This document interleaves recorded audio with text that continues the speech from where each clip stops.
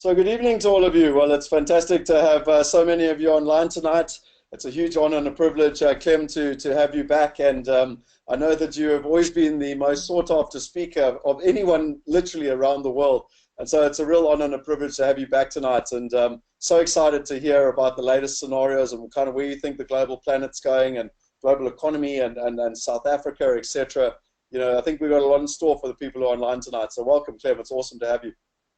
Thank you, and I look forward to trying to give people a steer on the future. Awesome. So I just wanted to just kind of set a bit of a framework around tonight and really kind of give people a little bit of an understanding. You know, I think the one thing that's important is that tonight we're going to give people scenarios, we're going to give them models and methodologies, but it is always really important that everyone takes control and, you know, looks after their own, you know, destinies, their own financials, and you know, neither Clem nor myself are trying to give advice tonight. We're just trying to educate some of the methodologies that we've used and how we use them to really make it easy for people. And I think really the question that I like to ask, and it's quite a funny story, even to the point where tonight Clem was meant to be sitting at home, and we literally had this all set up and ready to go. And as you said, your internet went down literally, you know, today. And, you know, for me, when one looks at it, success in life is not how well you execute plan A, but effectively it's actually how you execute plan B. And for most of us, we spend 99% of our time in plan B. And my question really to all of you tonight is, how do you actually cope with uncertainty? You know, what does it mean to you? How do you plan? What are your methodologies? How do you actually go out there? Do you have a guaranteed scientific model to be able to look at making the right decisions for you and your family's future? Now, we're not going to give you all the answers tonight, but I wanted to share with you some of the methodology from one of the most respected people, literally globally, in terms of how one can look at different scenarios. You know, you can't just have a plan A. You need a plan A, a plan B, a plan C, depending on what happens in the global scenarios and even in the local scenarios. And a lot of that you don't have a lot of control over. You know, our goal tonight is to really, you know, one of the things that I feel very passionate about is to help people be global citizens. And the question is, well, what is a global citizen? And many different people have many different perspectives. So let's just see and get people engaged. If you go to the chat box, you'll actually be able to type in there what you think it is that is a global citizen. And for me, it's really important. You know, tonight is not one-way communication. We have every intention tonight of interacting, so I'm purposely getting you to find out where the little box is up in the right-hand corner. Go and type in your questions. Go and type in what you think it is to be a global citizen, because tonight we really want to be able to let Clem share, but equally for you to be able to interact and to go and ask a lot of questions. You know, for me, when I look at it, to be a global citizen is ultimately about freedom. It's for you to have the freedom to make the decisions you want for you and your family, where your children go to school, where your children go to university, what country you live in, what job you do, you know, where you donate your money to charity if you want to. Literally the freedom for you to be able to make your own decisions. And really tonight, the whole purpose was to learn from someone with a huge amount of experience in the essence of Clem and how they do their scenario planning, so that you too can have those freedom to be able to make those different decisions based on all the different changes. I know, Clem, you're going to talk about it a little bit later, but for me, we're also moving into, you know, not only a very, you know, interesting time. There's, you know, the only thing that really people can actually rely on now is that uncertainty and change is pretty much the only certainty. But when you take into account everything happening around the world and you overlay with regards to technology what's happening, it really is, we're in for very interesting times ahead of us. And, you know, this is just some of the stuff. In the last 10 years, it's predicted that 40% of Fortune 500 companies will no longer exist. You know, any company designed for success in the 20th century is doomed for failure in the 21st. And, you know, the question I ask people is that when you talk about it from a company perspective, what about for your personal wealth? What about for your personal, you know, life and how you run your finances? Are they designed for the 20th century, or have they been built for the 21st century? You know, when you look at just some of the analogies, whenever technology comes to a space, it has a very, very disruptive element. And it does three things primarily. The first one is that it cuts out the cost. The second one is that it cuts out the middleman. And the third thing is that it dramatically increases the trust, the transparency, and the accessibility. So, I mean, if you look at any of these examples, they're going to have a dramatic impact. And two great examples is Delta Airlines. Delta Airlines was started in 1924. It's the oldest airline in the world. It's the biggest airline in the world. It services over 300 different cities. It's got a valuation of about 17 billion and a staff of over 80,000 people. And yet you compare it to Uber, that now is nearly double Delta in terms of the number of cities it services. It's got a staff component of less than 10,000. Its valuation is $68 billion. And some would argue whether that's overcooked or not. But the most interesting thing is that they don't own one single car. You compare it to Marriott Hotels. It's the biggest hotel group in the world. Again, started in the 1920s. It's worth in the region of about $20 billion. It has 680,000 beds per night, and its staff component is literally in the hundreds of thousands. And you compare it to Airbnb, that literally is now about 1.5 million bed nights, so more than double the size of Marriott. Its valuation is now over $30 billion. And again, its staff component is well less than 5,000. And probably the thing that's most interesting is that it doesn't own one real estate asset. And so what does this all mean, and why is this important? Well, when one considers we've gone through a huge period between linear and exponential, we've gone through a huge period where people haven't understood what's going on. But we're really at this tipping point. And I just wanted to bring this as an introduction because it really kind of sets us up now to be able to move into why this is so important and why you need to understand both Clem and Chantal's methodology so that when you're doing your scenario planning, you can be more effective. Then you start to overlay questions like, what do I actually invest in? Do I invest in real estate, stocks, collectibles, antiques, precious metals? A lot of people are asking me about Bitcoin at the moment. And then you start to overlay, well, what country do I invest in? Do I invest in America? Do I invest in England? Do I invest in Australia? Do I invest in South Africa? People nowadays have so many questions, and rightly so, they should have questions. But for me, this can all get answered. And certainly there's a fantastic methodology that you can learn. And this is really where I wanted to, and very kindly Clem agreed to be part of this tonight, was to really look at what started with the history, and I'll let Clem explain it, where him and Chantal came out with this, and it's now been around for well, I don't want to give the exact time, but it must be nearly 20 years, Clem, the methodology. Just to explain before I hand over to Clem, why I believe this is so important is that most people get to hear, and many of you tonight would have heard Clem's scenarios, you would have heard the flags, but what most people don't do is they don't take that and then use systems. And so for over 5 years, I sat and I analyzed and I watched the way Clem did it. And I then built a model on top of that to help us make better decisions as to where to invest, when to invest, and what to invest in. And, I remember back in 2014 sharing that with Clem, and today this book exists because of it. And Clem very kindly, actually helped me even with I'll never forget, even with the graphs and how some of them should work. But tonight is not about us and what we're doing. It's about you being able to understand the methodology. My request to you, though, tonight is not to just sit back and passively sit there and listen. It's to be able to understand it, try and take notes down, try and create frameworks so that you can make those investment decisions easier. And, like this book, that's what I did. I took down a lot of understanding, trying to understand the flags, how they fitted together, created the methodology to help me be able to make better investment decisions. And like I joked with Clem, this book came out in 2014, and I think the only person who's actually read it is my mother. And really what we did is to take all this information and actually build it into a platform to make it easy for people. But I'll share that later once we've got a much better understanding of the current scenarios. And so, I really wanted to hand over to you, Clem, and start with, the understanding of where this all comes from and what is the difference between, a fox and everything else within the methodology. And just as a setup, I really would like you, if you wouldn't mind, just explaining that methodology and equally what happened in Japan, because I think it's so important for people then to be able to understand that, history repeats itself and people can use this methodology to make the right decisions for themselves. So that's all from me, and it's with huge honor to introduce you, and I really look forward to hearing and learning from you tonight.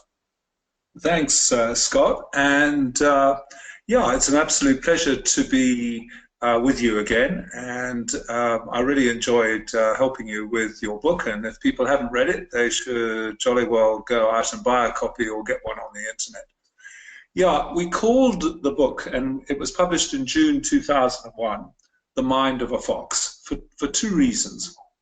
The first was that you've really got to have the bright eyes of a fox to survey the environment, particularly the markets which you're involved in, and try and make out what are the flags that are changing the game in those markets. And secondly, what are the possibilities that actually flow out of the flags? So you've got to have very sharp eyes to be ahead of your competitors. But secondly, you've got to respond, as you just said. You've got to have that agility of a fox when you've spotted a change in the game to actually say, here's an opportunity, I'm going to grab it, or indeed, here's a threat, and I'm going to avoid it. And so that's why we called the book The Mind of a Fox, because there are two things about the future which are essentially given forever. Firstly, it's unpredictable, and therefore you have to play the scenarios. And secondly, you've got so many things that you don't control that the only thing you do is your response to the changes in events, and that's why you have to have that agility. So over the last few years, I've been gathering from clients and obviously in conversations with Chantel, what are the kind of flags that are changing the global game at the moment? And the first one was one which we put in the book, which was the religious flag. We actually wrote a letter to George Bush, which was published in the book, remembering it was published in June 2001. And we said that his principal risk at the time was a massive terrorist strike on an American city. And it happened 3 months after we published the book on the 11th of September. And yeah, I mean, when they did a literature search, we were the only authors who actually captured that possibility, because terrorism was never mentioned in the election at the end of 2001, when Bush and Al Gore were competing with one another. It just wasn't on the radar screen. And we had it as a flag because, of course, there was a lot of build-up during the 1990s of conflict between different religions, and there were certainly capabilities becoming apparent in places like Afghanistan of doing nasty things to America. So it was a prime example of picking up a flag. And it's not that we knew it would happen 3 months after we published the book. You know, you'd have to have inside information for that. But the fact is that people like the CIA and the FBI should have been more aware of the very specific flags that they should have been looking for prior to 9/11. And indeed, there was one woman in the FBI who actually said that there was a flying school down the road from her office where Arabs were being taught to take off but not land. Now, that is a huge flag if you'd had the more general flag in mind that there could be a terrorist attack, and they could have acted on it. So it really bore out our methodology. Obviously, that particular flag is still flying with the lone wolf attacks that you see in France and Britain and elsewhere. It's certainly made intelligence a much more complex activity and more expensive. And the terrible thing is that it has turned several Middle Eastern countries into failed states, such as Syria, Libya, Yemen, and Iraq and Afghanistan are still questionable countries. So that flag, unfortunately, is still flying. The second one that has come out in all our work is what we call the red flag. It was really the invasion of the Crimea by Russia and the appropriation of the port and surrounding territory, which has meant we're into the second Cold War between Russia and America. And it has made things like Syria more dangerous because you might have a direct confrontation between America and Russia. But now, of course, you've got North Korea that has entered the fray, and there's a very specific flag which Donald Trump has raised, which is they mustn't go ahead with another nuclear bomb test. the sixth test, because he will take action. We don't know what type of action he's going to take, but obviously it's a flag to watch because it potentially could cause huge disruption in places like South Korea, China, which is close, and obviously Russia too. So, you know, once it's on your radar screen, you read every bit of news around that particular flag. The third flag we talked about, Scott, you know, when we last got together, which is the grey flag of the aging of certain populations in the world, which means that their economies are relatively flat. And the one which you have up there of Japan, I remember my mentor, a Frenchman called Pierre Wack, saying in 1988 that if there was a property crash in Japan, it would never recover again because it was the oldest country in the world. And indeed, that property crash happened in 1990, and Japan has never seen the incredible economic growth rates that they had in the 70s and 80s. And why is that important? Because China now is an aging society, and that is why the Chinese economy is slowing down. They've tried to overcome that by saying that they've revised the one-child policy to a two-child policy, but that's not going to impact the economy for the next 15 years. And therefore, we're living in a world of an aging China, which is slowing down, and basically Europe and Japan are going to remain relatively flat economies.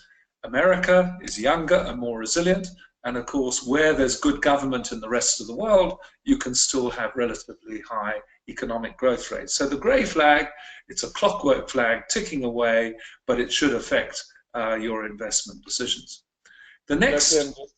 Clem, one thing quickly that you spoke about with Japan that I always enjoyed was that your mentor actually said in 1988 it was going to happen, and the way that he predicted it was that golf club memberships were going down dramatically, and therefore people were, you know, holding back a bit. And you know, these are the type of flags that you're talking about that people can watch out for and start to be able to see so that they can predict what's going to happen, basically.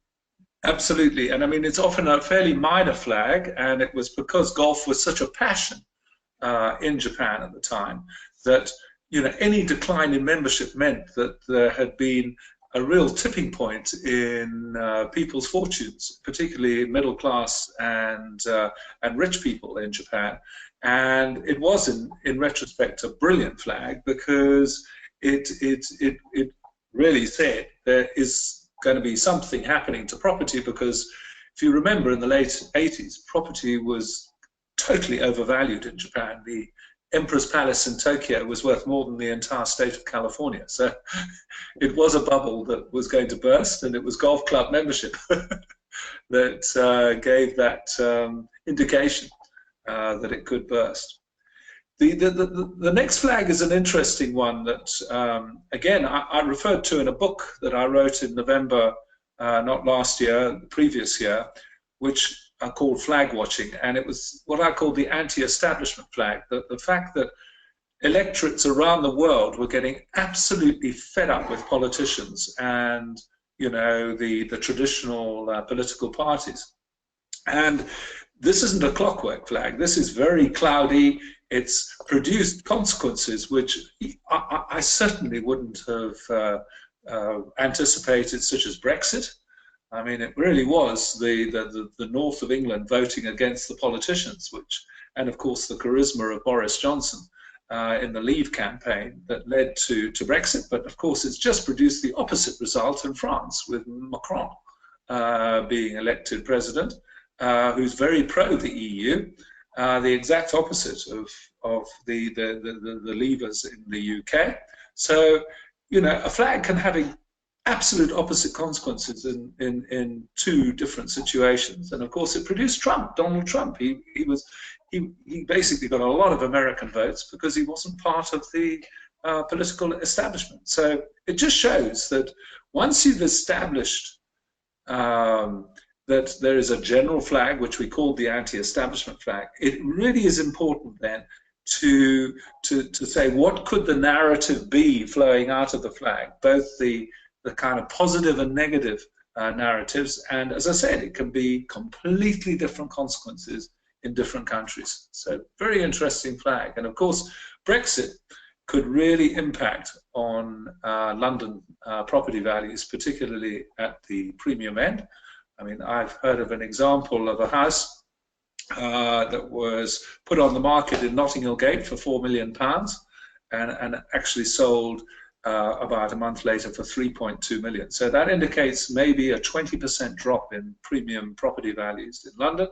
And in fact, in the paper today, there was an article that 9,000 jobs could disappear in the banking industry in London because those functions are going to have to be transferred to Europe as part of the as part of the deal, in the sense that banks have to now do the work in Europe rather than from London. So very important flag for the consequences that may happen to property.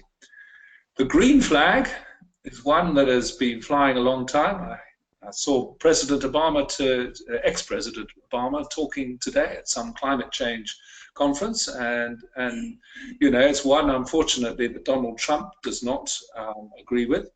But when you've got a flag on your mind, you look at news which either supports it or is against it. And there was an article about 3 weeks ago that by 2050 the Arctic ice will have virtually disappeared, and that will open up completely new shipping routes around the north of Canada and the north of Russia, which simply hasn't been possible in the history of this planet, but which will become possible in the second half of this century.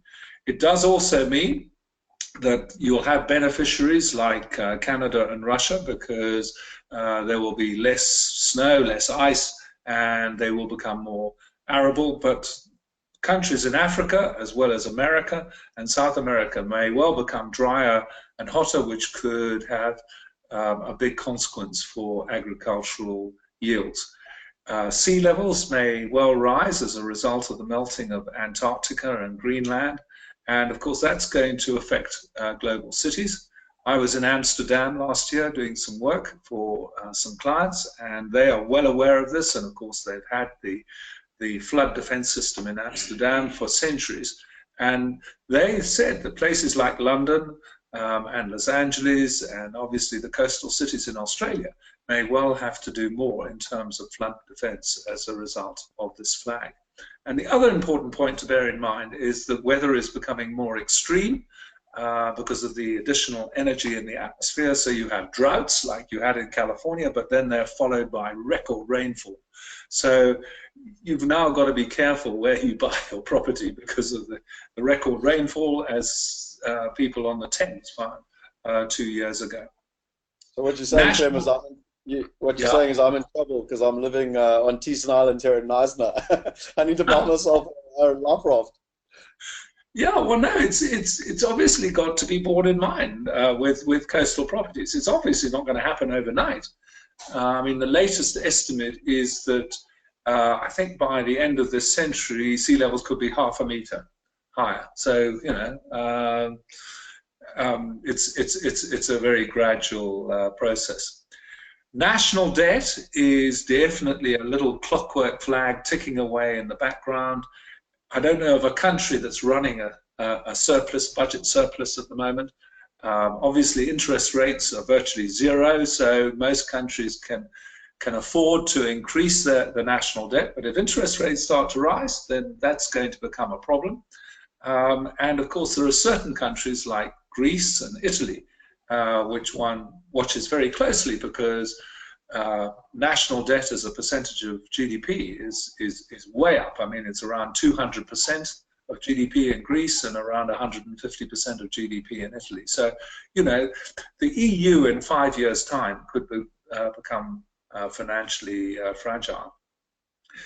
The next flag that came up really in a meeting I had with Interpol, of all organizations, in Paris in 2009, when I asked them what were the biggest threats to the world at the time.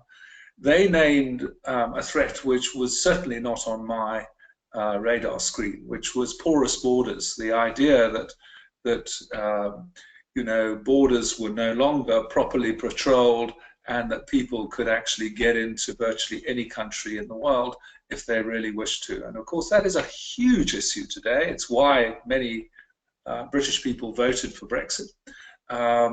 In fact, again, a piece of news that's come out in the last 2 days is that 6,000 people were rescued in the Mediterranean in the last 2 days, trying to get from Africa to Europe. So again, there's going to be a real problem for countries that are actually holding these refugees, but of course there's going to continue to be pressure of migrants into countries that they see as relatively rich and prosperous.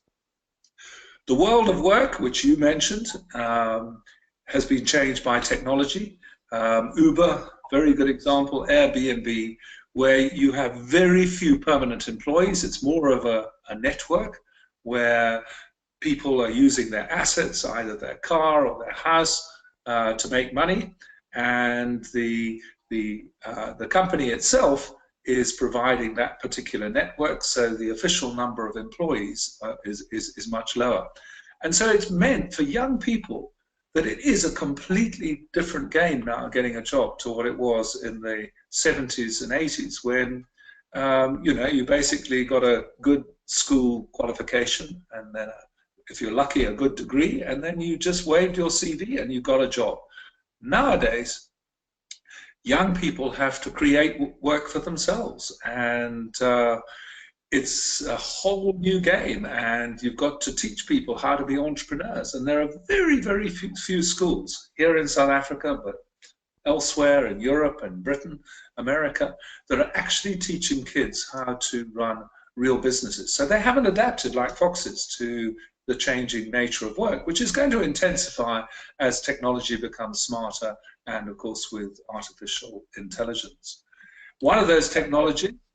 Yeah. I'm sorry, just to butt in there. I know you and I spoke about it before. We were just in the setup phase 3 years ago, but we actually launched Lemonade Day here in South Africa. It's that charity organization, NGO, that's out of America, that's backed by Google for entrepreneurs.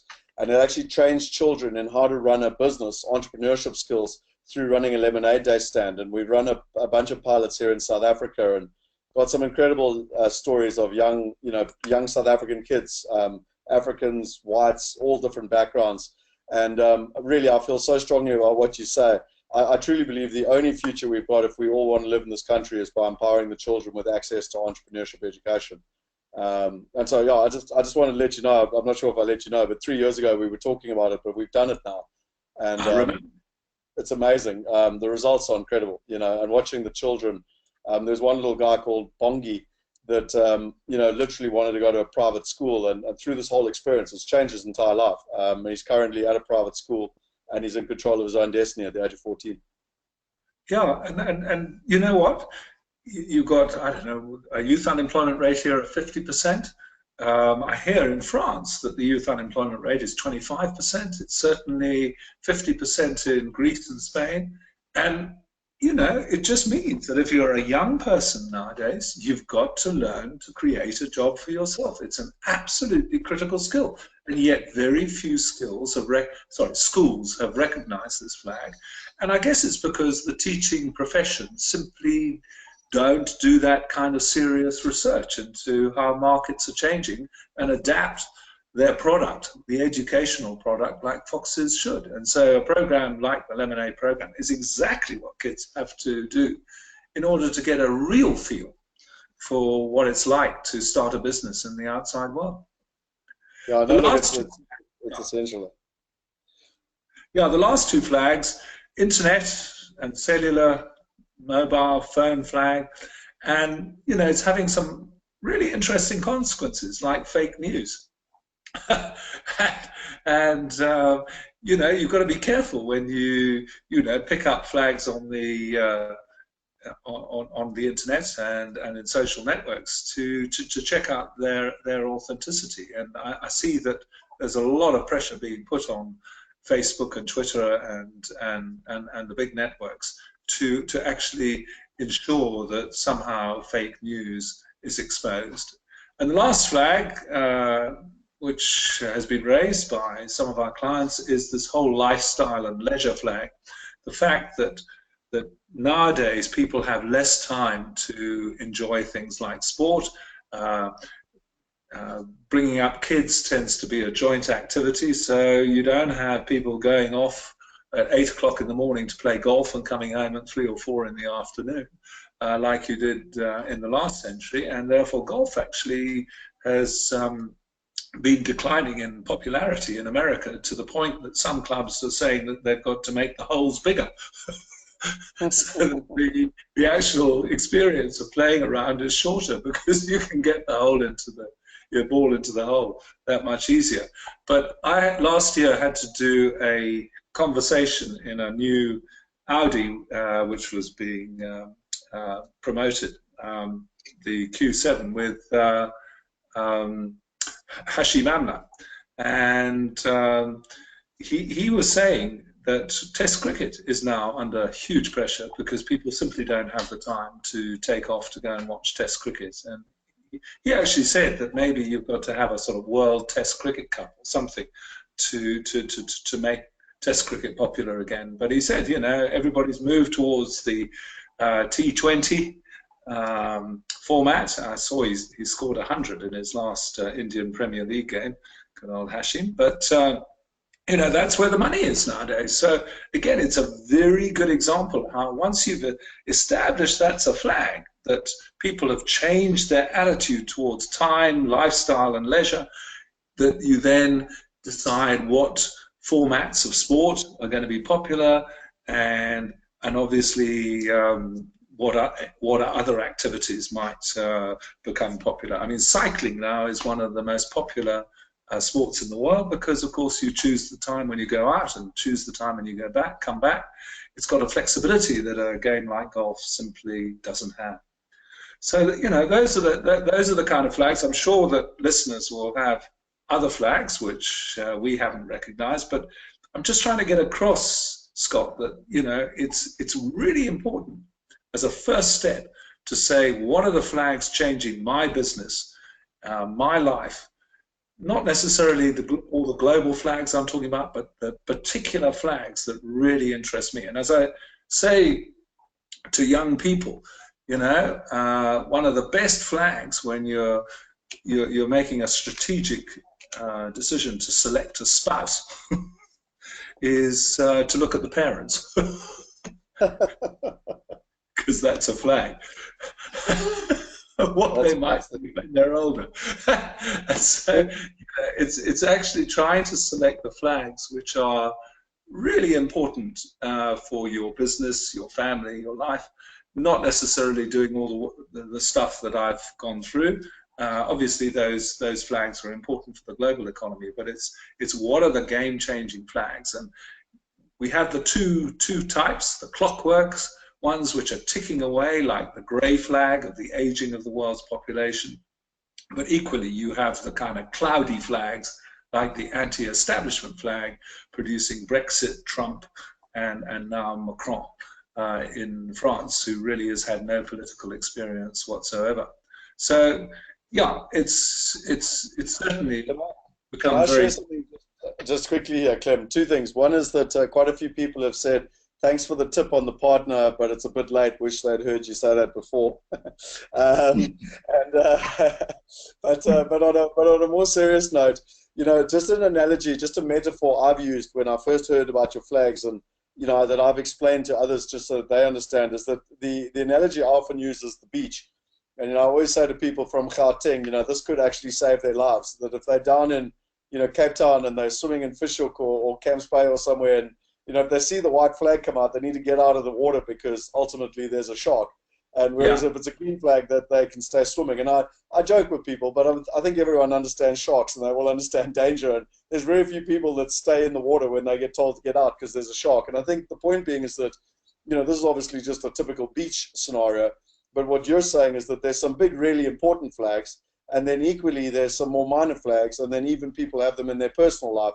But the philosophy I always use is just the flag analogy to explain what you're talking about. Yeah, absolutely. And you ignore them at your peril, as some surfers have found. So, yeah, nice example. I'll certainly use that in future.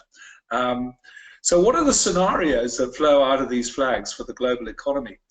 I think the one that we're in, and the one that we give the highest probability to, given these flags, I call ultraviolet. It's a UV scenario where we're in a divided world, and we're more divided now than we were 20 or 30 years ago.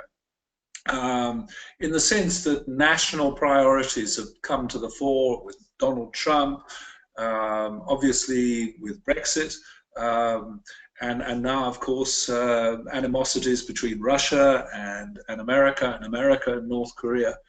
And so there's this kind of UV world, ultraviolet world, where some economies are going through a long U of low economic growth. And as I mentioned, because of the grey flag, I would put Europe and Japan into those categories.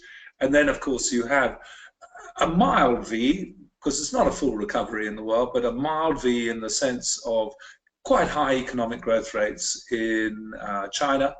And I would put America in that category because they have a younger, more resilient population.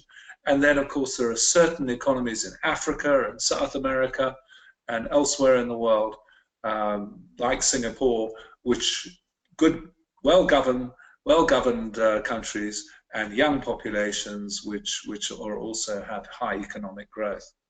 And we give that scenario for the next 5 years around about an 80% probability. So it's a question of choosing which countries are in that sort of V category. And of course, it does mean for South Africa that it's a relatively tough world compared to conditions in the last 20 years of the last century, when it was pretty much a boom everywhere. Now you've got to be more selective. On the upside, there is a recovery, a boom scenario, but the big flag to watch for that is a new technology, because there was a Russian economist who put his finger on it a long time ago when he said every 60 years you have a new technology and that creates a global boom. And he went back to steel, and then how steel led to railways, and railways to electricity, and then the internal combustion engine, and obviously planes, and then we moved into microelectronics, computers, internet, smart devices. And if you think about it, that was the 50s when microelectronics started, so we're 60 years, more than 60 years down the road. One's looking for the next technology.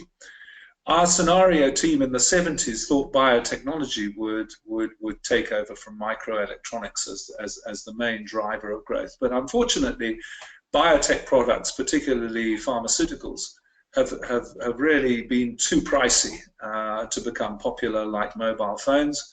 And so we're yet to see the kind of real growth in aggregate demand that you need to create a global boom out of a single technology like biotech.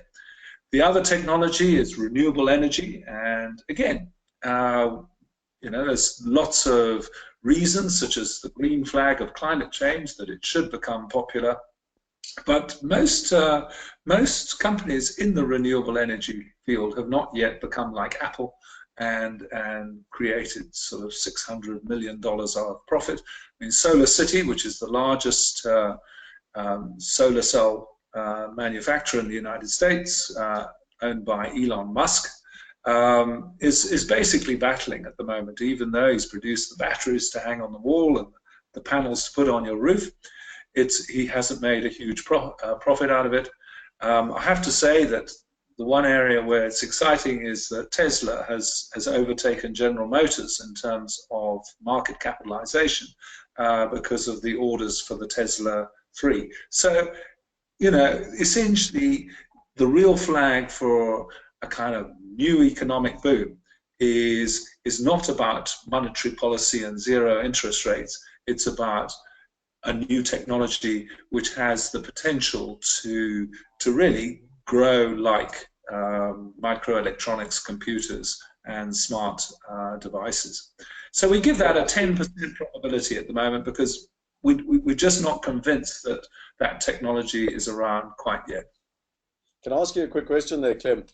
Two questions. One is that, you know, I had the privilege of studying at Singularity University last year, which is one of the leading exponential technologies around the world. And one of the things they spoke about in 2016 that was really important is that when one looks at renewable energy, and particularly when one looks at solar, it's actually gone through the inflection point now where the cost to produce the solar, you know, the infrastructure to be able to take solar is actually now going to be cheaper for renewables than it is actually for fossil fuels.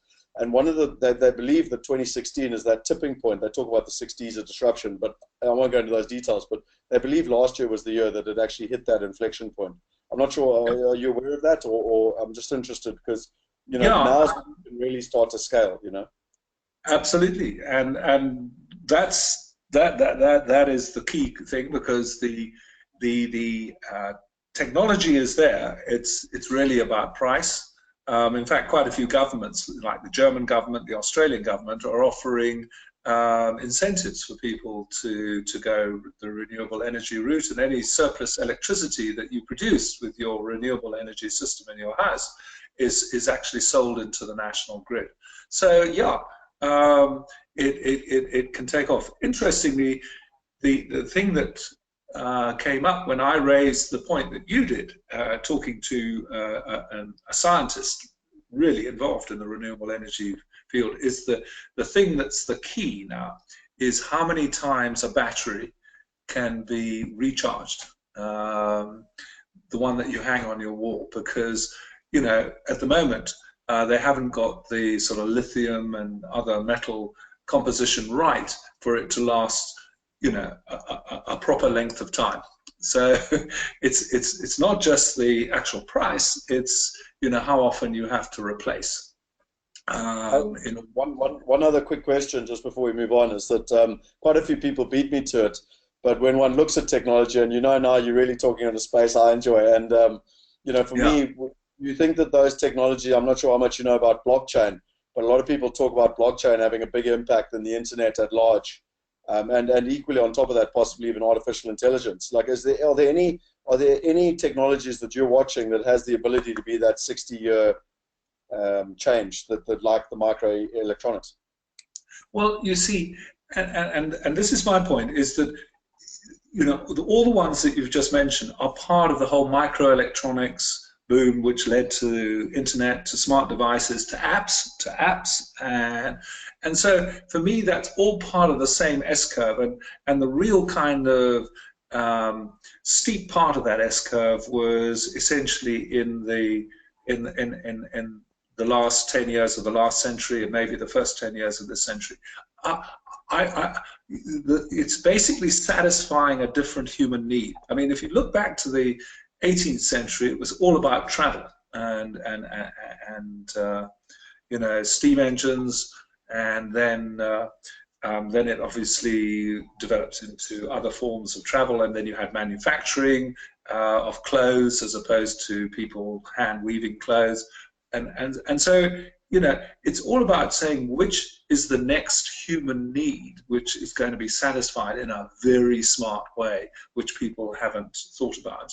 So yes, we can talk about a lot of exciting things in the you know, the software and internet field, but, you know, what one is looking for is something that's very different, that hasn't yet really taken off, because, you know, that's why computers became such a huge thing, is nobody had actually thought of computers before they actually arrived. And when they did arrive, nobody thought of personal computers, and then nobody thought of smartphones until Steve Jobs came along.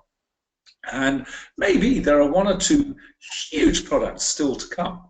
But in terms of technologies, one's really looking for something different, like renewable energy, or possibly medicine, which it comes out of the sort of biotech pharmaceutical side. But at the moment, we only give a 10% probability. I mean, I see that we were giving it a slightly higher sorry, but round about to the new balls, please, boom scenario. And of course, there's fork lightning, and the real flags for the fork lightning, another crash scenario, are rising interest rates and rising national debt. And that's what created the crisis in 2007 with subprime mortgages, and it could easily create a problem with subprime national debt. And so that's the flag that we ask people to watch. At the moment, it's down because interest rates are still virtually zero.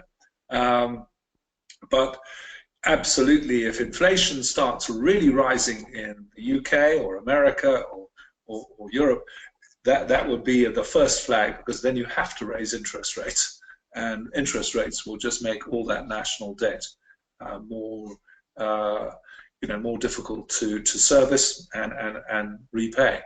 So that 15% probability you've got on that chart is probably correct. And we've moved, as I said, the more ultraviolet scenario, because the world is definitely more divided than when we did that chart. And that's why I don't really speak about hard times anymore, because the world is split between the kind of winners and losers. And we think that's going to be the scenario.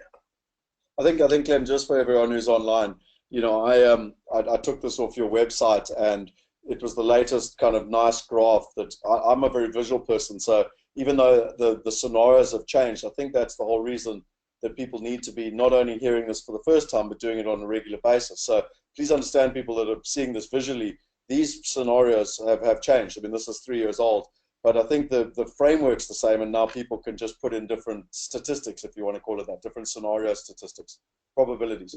And look, there's two things about this, is that absolutely, this particular scenario game board is brought out regularly by companies once every quarter to discuss which flags have gone up, which have gone down, and therefore have the probabilities changed. And if the probabilities have changed, how have they adapted their strategy in order to cope with the rising probability in a particular scenario or the falling probability in another scenario. And so this particular chart is used regularly for the kind of conversation that you talked about, as is the one which I'm going to talk about for South Africa, and how much money you should have locally and how much money you should have overseas. Which really brings on to South Africa, which is what are the flags that our clients in South Africa have been talking about in strategy sessions. And we've got 8 flags. The first one is corruption, because people are really worried with the level of corruption in South Africa, because the end game is very visible in Venezuela, which is having regular riots, and people are starving in a country that was once one of the great hopes of South America because of its oil production. Brazil is another country which was considered a sort of South American version of an Asian tiger, but again, because of corruption, has now become a problem economy.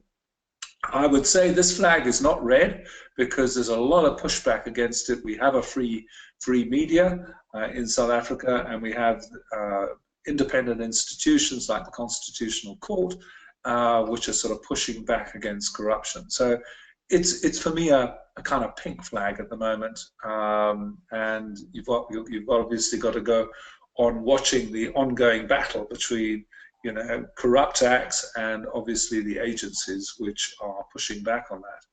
The second is quality of infrastructure, because that really hit me in China in April 2006, when I was asked to do a scenario session with the Chinese Communist Party at the Central Party School in Beijing.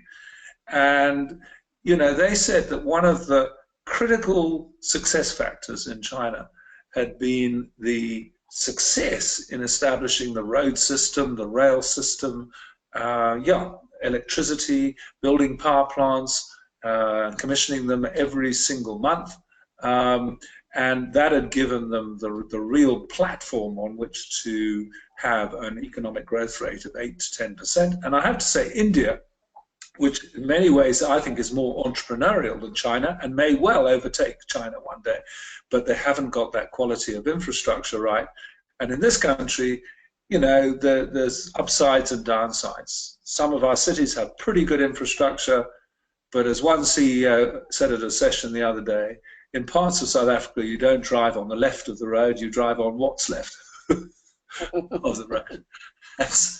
So yeah, you know, it's an essential feature of a successful economy to have quality infrastructure. And so the performance of SOEs, state-owned enterprises, is a critical flag in future. And of course, we know of quite a few SOEs who are in pretty dismal shape, or at least their boards are in pretty dismal shape in South Africa at the moment. The third flag is around style of leadership and whether it's divisive. And I think it's become much more divisive now than it was under Nelson Mandela, who I had the privilege of seeing in prison when he wanted to talk about scenarios about a month before he was released. And he really showed true reconciliation in his conversation with me, and he showed it as the leader of South Africa. And we haven't got that at the moment. We have expressions like white monopoly capital and this and that and everything else. And actually, you want to win in the world economy, you've got to be a united team. And if you're not a united team, you don't win. And I think the one example I always produce is that under Alex Ferguson, Manchester United was united and won all the trophies. And ever since he's gone, they've never had that unity of spirit. And so, yeah, they're still to this day not doing that well. And I say that as a fan of Chelsea, who I'm going to say is going to win the Premier League. Little dig for all the people online tonight. Well, I was brought up in the Royal Borough of Kensington and Chelsea, so I have every right to be a Chelsea supporter. I have to tell you, there's still in the Chelsea ground is a place called the Shed, which is where the real Chelsea fans go. And I remember in the late 50s, early 60s, the fighting got so bad in the Shed that they confiscated our belts as we went into the ground, so that you had to hold up your trousers during the game. You couldn't have any fisticuffs, and then you had to recover your belt at the end of the game from this vast mountain. So actually, you ended up with somebody else's belt. Anyway, that's just a small story. But style of leadership, very important. And so really, it's the question of who's going to be the next leader of South Africa. And is that person going to be, you know, a unifier, whether it's Dlamini Zuma or whether it's Cyril Ramaphosa? That person has got to bring more unity to the country if you want to get a 3 to 5% economic growth rate. The fourth flag is around pockets of excellence, and the fact that we have incredible pockets of excellence in South Africa. And if you have the money, you can live a life which is just as good as it is in anywhere in the world, in America, the UK, Australia. It's how do we replicate our pockets of excellence? The last thing we should do is dumb them down. And I always refer to schools. We have 28,000 schools in this country, of which 5,000 are excellent and 23,000 are moderate to dismal. How do we take the bad schools and upgrade them to the quality that you get in the good schools? And that is a serious flag to consider. Entrepreneurial spark because of the quality of work, the world of work. How do we create 1 million new businesses in South Africa? Because given the changing nature of work, you need a million businesses to create 5 million jobs. It's not about big businesses taking on or doubling their staff. That's never going to happen again. It's about how we create an immense number of new businesses and have the environment to do that. And one thing I always say to people is it's entrepreneurs that change nations. It's not politicians. I mean, James Watt changed the UK because he was the inventor of the steam engine, and William Pitt, who was a very famous politician, he was there to sort of create a decent playing field, but it was James Watt who changed the UK. And of course, in America, you've had the likes of Bill Gates and Steve Jobs, and now Elon Musk, who are providing that entrepreneurial spark. The sixth flag is one which is related to the first one, the independence of the judiciary and other institutions, and that has really come through. It's a very green flag for South Africa. And of course, we have the independence of the media as well. So long may that flag stay raised. The seventh flag is a very red flag. It's nationalization of the banks and the mines and other industries, which would be sort of considered one way to go about radical economic transformation. It hasn't worked in any country, and that's why the Russians have moved away from it, the Chinese have moved away from it. It simply doesn't work. Politicians are not good at running businesses. They must leave it to the entrepreneurs. And anyway, the state should not be involved in taking the risk in businesses. I mean, take over the mines, you're going to inherit the risk of the mines when you should be spending taxpayer money on schools and hospitals and other things like that. The last flag that has been raised is also a very critical flag around land ownership, because if you go around about land ownership in the wrong way, with a sort of forceful appropriation of land with no compensation and of course invading land, it could lead to a civil war in this country. So yes, land ownership has to change in this country, but it's got to be a change that is agreed by the parties. I believe we need an agridesa, a sort of an agricultural codesa to negotiate this, because we have very skewed land ownership in this country. But for example, I believe that we should have the same model that we have in business, which is mixed ownership of a company, and therefore, farmers should be considering, creating companies in which share capital is shared with their workers. And I know that quite a few farmers have gone this route, and it certainly works. And we've got to look at innovative ways of creating a much higher percentage of black land ownership, but not in a way that either causes a civil war or indeed leads to a drop in the food production, because then our food security then becomes a big issue. What does this create in terms of scenarios for South Africa? Well, three. The first one we call Premier League. It's where we're competitive and essentially we have achieved internal harmony. It is a scenario we've been in because for the last 150 years we've been the largest economy in Africa. Now we're being rivaled by Egypt and Nigeria, and we're in the relegation zone given the recent downgrading of our currency to junk status and our very low economic growth rate. Yeah, we're in the relegation of the zone of the Premier League, which you have on that chart. The second division is where we don't turn those flags, which I mentioned, green, and we peacefully fall into the second division, where we really become just another badly run African country. I mean, on our borders, interestingly, are two African countries which are very well run. Botswana, I did a session with the president of Botswana and the National Economic Advisory Council a year ago. What a well-run country. And the other is Namibia.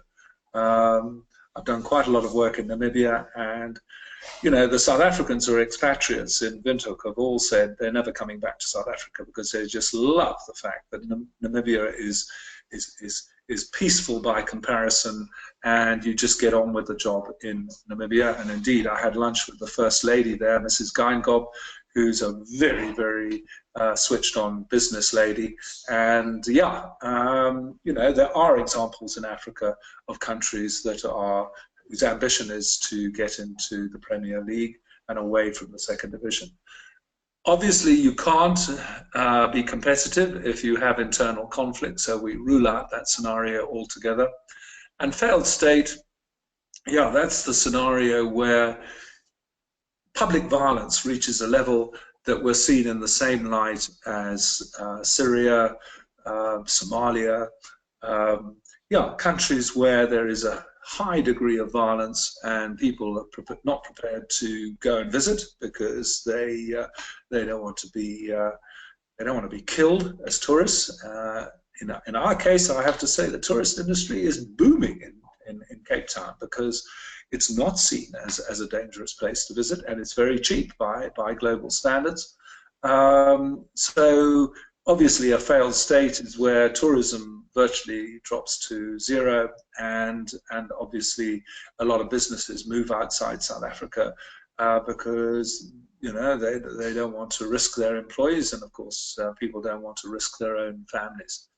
Now, in that slide, Chantal and I gave it a 25% probability, but we've reduced that because of the green flag of the independence of the judiciary and other institutions, and we're seeing the pushback, and we're seeing a genuine desire to try and create an alternative economic model. As I said, if it's based on nationalization, that would be a red flag. So essentially, the failed state scenario, we would keep it a sort of 10 to 15% probability. But Premier League, we would now have it around 30% because of the downgrading, and second division around about 60%. So we've unfortunately had to lower the probability on staying in the Premier League. And as I said, you've got to consider as a fox how you adapt your strategy as a business in terms of diversification around the world in order to cope with the greater risks of falling into the second division.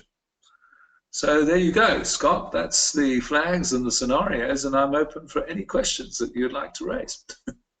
Oh wow, there are a lot of questions that's come through. So I'm going to try and figure out how to do this. One quick just before we get started on the questions. One thing that I remember very, it was a very important lesson that I learned from you years ago, and you spoke quite a lot around two things. One is on the whole basis we were talking earlier before we started on the difference between kind of unsophisticated investors and sophisticated investors, and the real understanding between income and capital growth. And you had two stories. One was your family home in England, and also the stock market over the last 100 years. And I'd love you just to share that while I just look through these questions and see where to get started. Yeah, the property in the UK was my mother was brought up in the most beautiful house in Camden Hill, which is in Kensington, where I was also brought up, but not in that house. The family decided to sell it in the mid-30s for around £35,000, and then it was sold to a Russian in 2013 for £70 million. It's one of the finest properties, I have to say, which is close to Holland Park. And you might say, wow, you should have held on to that property. And being an only child of my mother, I often said exactly that to her.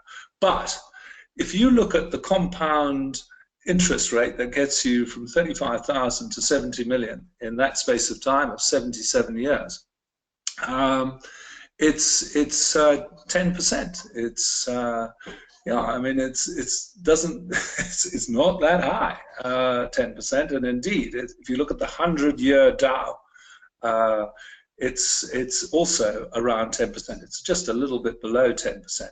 But the critical thing about the Dow Jones Industrial Average in America, creating that almost 10% compound growth rate per annum, is that two-thirds of that growth was dividends and the reinvestment of those dividends, and so it's overlooked by a lot of investors that actually dividends really count, and in terms of your wealth strategy, you mustn't just look at capital gain. You've got to look at dividends. So I mean that leads in really well, because I think for me, I learned that, well, not only from yourself, it's really interesting. If you read Warren Buffett's book, he invests for the same reason, for income, and then even from my uncle, when we were in the middle of the crash, I asked him why he invested in Coca-Cola, and he said, well, Coca-Cola is in 100+ countries and different currencies, and quite frankly, it pays a dividend. And I was like, oh wow, starting to notice a massive trend here. I just wanted to share with people just quickly, there's a lot of questions that I wanted to run through, but really what I tried to do many years ago now is to take a lot of what Clem said and then start to have scenarios and what I called in those days a probability calculator. Now, this is not necessarily right or wrong. It's just merely a framework. And what it allows you to do is it starts to help you make decisions as to where you should invest between local versus offshore, and equally even between different countries. And I mean, these graphs are these specific graphs I've got are from my book, and I've purposely put them in there because they'll be the same as in my book. But obviously, I've learned tonight, just like all of you have learned from Clem, in terms of some of the different scenarios, some of the different flags. What I need to go back now is then go and actually plug in the models and really be able to take people through it. And I'm going to mention it later, but we've got a bunch of events in May that I'll be doing around the country. It's the 25th of May in Johannesburg, the 30th of May in Durban, and the 1st of June in Cape Town. And I'll then be taking people live through this so that we can actually look at some of the methodology in terms of where it is. So, as Clem said, should you be investing in America? Is it England? Is it Australia? Is it South Africa? Plus, many, many other countries. And I think the methodology is that you need to be able to have systems. And so, taking into account everything that Clem said, we then have built the systems and the methodology which helps us decide where do we invest, when do we invest, what countries do we invest in, what do you invest in, do you invest in different asset classes, etc. And I'm not going to go through it tonight, but I am going to spend a lot of time at the event talking through our GIDS process and the global investment due diligence system and how it actually works. And this is what Clem was referring to, that where he actually helped me visually make this easier for people to understand. But you put in all the fundamentals, you take the scenarios, and the one thing I've learned about investment is that things don't change. The numbers might change, just like what Clem's showing you with the flags might change, but the fundamentals of investing don't change. And so what this allows people to do is then go and actually be able to change it and to look, where should I be investing based on risk and return, etc. And there's many methodologies, and again, I'm not going to go through it in detail tonight in terms of how one actually does this. And I really want to share with people so that they can empower themselves to be able to make the right decisions. And like I joked right in the beginning, this stuff is all in our books. This is a 100-layer multi-system that looks at which country, which suburbs, are they close to education, the property features, etc. And what I really realized is that most people don't have time to read books anymore. And systems like from Dr. Dolph de Roos, if you've come across this book, and I know, Clem, you've shared the stage many times with Dr. Dolph de Roos, one of the most respected people in the world when it comes to real estate investing. And these are some of the models he uses in terms of looking at properties. There's 142 level due diligence in terms of, again, if you're thinking of investing in London or in the USA, okay, how do you actually know which is the right property, in terms of the experience? And I think what I just wanted to show you quickly before I take questions is that, we've used this methodology. I've been investing overseas now since 1999, and really, Clem really helped me enhance this. But when one looks at the different markets, there's a good time to be in a market and there's a bad time to be in a market. And what a lot of people tend to find is that, whether they're investing in South Africa or whether they're investing in London, you tend to get promoted by someone that all that they know is that market. And they'll tend to tell you, whether it's the stock market or the property market or the bond market, they tend to just tell you, well, that's always the best. And there's never a bad time in their mind, which I completely disagree with. Timing is everything. And that's why the scenario planning and flags are so important. And I really wanted to share with people, just some of the track record around, being in different markets at different times, being able to diversify across different markets.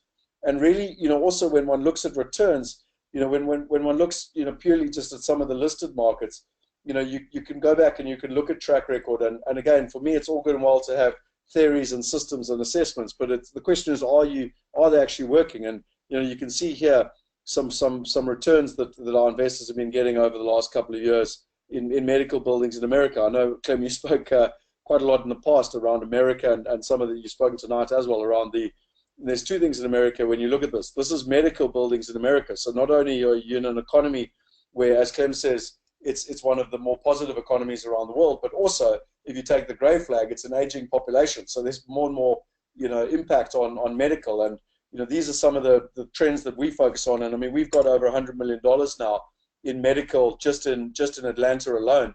And, there's a whole lot of reasons and methodologies as to why we do this. And I'm not going to bore you, but you can generally see the returns are over 8% cash on cash. That's not taking into account capital growth.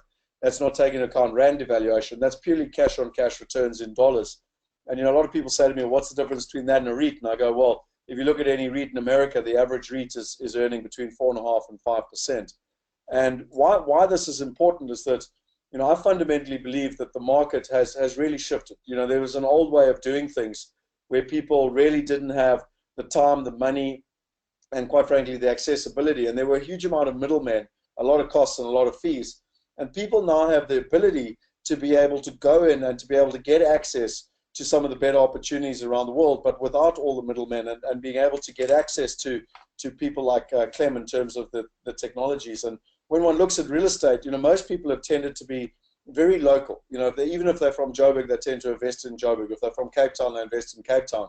They really haven't gone offshore because it's really difficult. People are stuck in country. It's really difficult. There's huge barriers to entry. They don't get access to good opportunities, and that's not even taking into account the legal, the trust, and the partners. And something I'm quite excited just to share with you quickly, Clem, before we get into those questions, is that there's a lot of technology players that have gone out there, fintech platforms that are really disrupting a $13 trillion market. But when you're South African, you can never focus on just one market. And so we really set about to be that global solution and to provide people with that global opportunity. And without getting into too much detail, the question we asked ourselves years ago was, how can we really make global real estate easy? And today, I'm quite proud of the fact from a team perspective that people can now invest literally whether they want to do it on their mobile phones or whether they want to be able to do it online. They can literally invest in a couple of minutes. They can literally sit on their couch and invest in a couple of minutes around the world globally. And they can get access to the best partners, the best opportunities, and literally from as little as $1,000. And so, in the past, it was all about, hassles and management issues and complex tax structures. And now they can literally just focus on the best returns. And, if I share with you quickly here, this is the front end that people can go into. But more importantly, if they go in the back end, and, from my perspective here, if I just log in quickly, I just actually want to share this with you, Clem, because I don't think you've actually seen this either, where I can now, it was a childhood dream where I could literally play global Monopoly. And why this is so important is that when I look at your scenarios, for me, what is critically important is that, one needs to be able to diversify. One needs to be able to look at all the different scenarios in terms of what is happening and how is it actually happening. And I think when one really looks at the opportunities, one now needs to be able to invest in multiple different markets and not basically get caught up in just being stuck in one country, one asset class, or one currency. And so I'm just logging in here quickly. It logged me out for some reason. Oh, I've forgotten my login details. 2 seconds. And what one really gets when one logs in is it ultimately gives you the ability to be able to invest and to really be able to start looking at one's. What is it doing now? Sorry, just give me 2 seconds.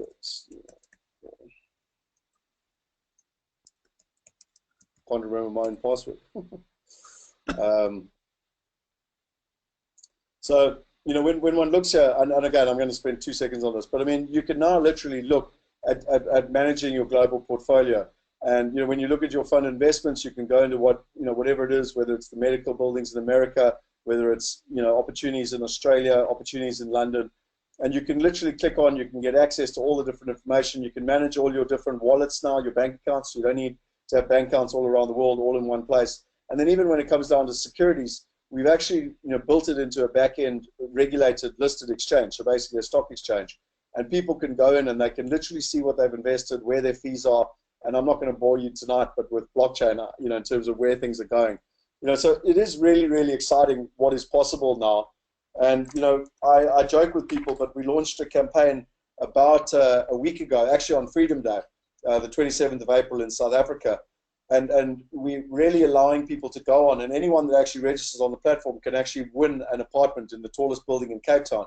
And people say to me, what's the catch? I've got a good friend on tonight, actually, Quinn, that asked me, what's the catch? And, for me, it's a very simple analogy. It's the same as Uber giving away free rides, because once you've tested that there's a technology out there that can offer you such a better service, one tends to, want to be able to use it. And that's really all we're doing. We're enticing people to want to be able to participate. I think, I'm not going to bore you because I really want to get into the questions, but we've now got investors from 18 different countries. We've had $55 million go through the platform. And one of the things that I'm proudest of is that we've got a team of over 50 people. But what I'm proud of is that we've got a 70% reinvestment rate. And that team is really enabling that to happen, where people are seeing that it's working and that they're reinvesting in terms of where they were.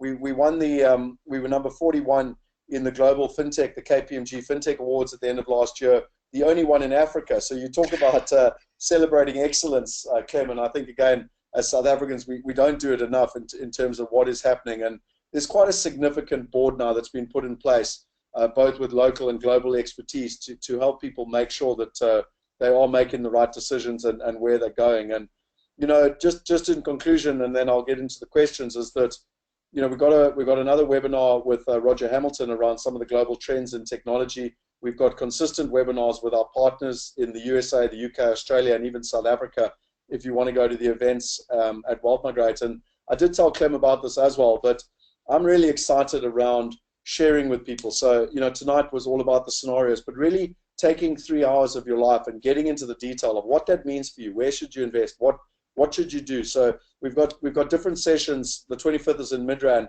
and in the morning it's all about property. How do you invest around the world, and ultimately getting into the detail, taking these scenarios and ultimately being able to implement them properly.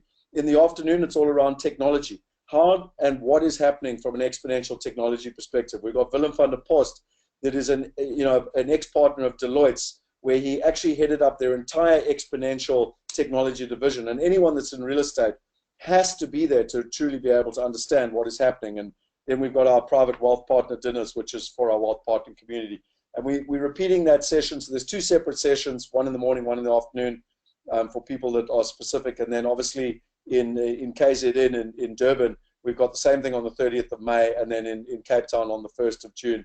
And then a wealth weekend, which is for all our wealth partners that are getting together at the end of June. But I think really what for me is critical is that when you take what Clem's talking about and you overlay that with technology, these are the things that people really need to understand if they want to start having an impact and making the right decisions for them and themselves. And that's, you know, what I wanted to do tonight was to help to understand the framework, and then ultimately in those workshops, you know, be able to give people the guidance as to how and what they could do. So I'm going to put up this slide here. And really the thing that excites me most is that people have the ability to now participate from as little as $1,000. And even in South Africa, we've now launched it where you can literally get involved from as little as 1,000 Rand. And if you do go online and register, literally wealthmigrate.com, you'll get a copy of my book, Property Going Global, which Clem referred to earlier. You've got a whole lot of videos from Dr. Dolph de Roos. You've got all our different white papers. And really, for me, it's about adding value. I wanted to ask some questions here, Clem, because there's quite a few of them. And one of them said, "Hi, Clem. I was fortunate to overhear a speech you gave to the new graduates, I believe UCT students, some time ago. My question is, with the new South African Rand predicament, is maintaining your finances in South Africa still a good investment?" Yeah, my view, I mean, I can only go by myself, is that I've still got, you know, a very large amount of money sitting in South Africa because, you know, I live here. And, you know, I always remember back, I think it was in the early 2000s, when a lot of people were saying you've got to sell your rands and go overseas. And in fact, the rand sort of doubled in value in terms of overseas currencies, and a lot of people were very sad that they'd put all their eggs in one basket. So, you know, one really should try and have enough rands in this country to basically live your life and obviously put money aside for a pension if you're going to go on living here. Having said all that, it is all about the D word, diversification, and you've got to look at which countries you're going to invest in for all the reasons that you've said. And I really like the way you had done that sort of graph where you showed which countries were high risk, which were low risk and low growth. I mean, that's the way you've got to look at it, and then diversify not just to one other country, but around the world. And you know, I guess Warren Buffett has said the same thing about diversification. I mean, that's how he runs his company. You've got to then decide based on your probabilities for Premier League versus Second Division versus failed state. And you again showed the kind of ratios that would apply in each of those 3 scenarios. But based on your own probabilities of those 3 scenarios, you've got to decide exactly what proportion of your overall wealth should be invested locally and overseas. I must admit, Clem, you said something years ago. I was at an event where you were speaking, and someone asked a very kind of simple question, and you answered it even more simply. And I always believe that people that have simple answers have a great understanding of what they're talking about versus people that try and overcomplicate things. And you literally said something along the lines of, well, how confident are you in the future of South Africa? If it's 70% versus 30%, then you should have 70% in South Africa and 30% overseas. If it's 50-50, it should be 50-50. And I've never forgotten that, because it's such a simple methodology. It's not necessarily right or wrong. It just gives people a lot more clarity for them to be able to make simple decisions, you know?